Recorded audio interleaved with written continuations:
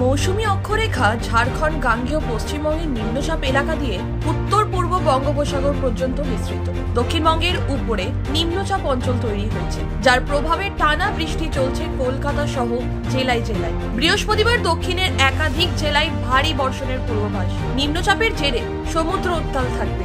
সমুদ্রের মৎস্যজীবীদের সতর্কতা জারি করা হয়েছে। দক্ষিণবঙ্গে আগামী কয়েকদিন বজ্রবিদ্যুৎ সহ বিক্ষিপ্ত বৃষ্টির পূর্বাভাস।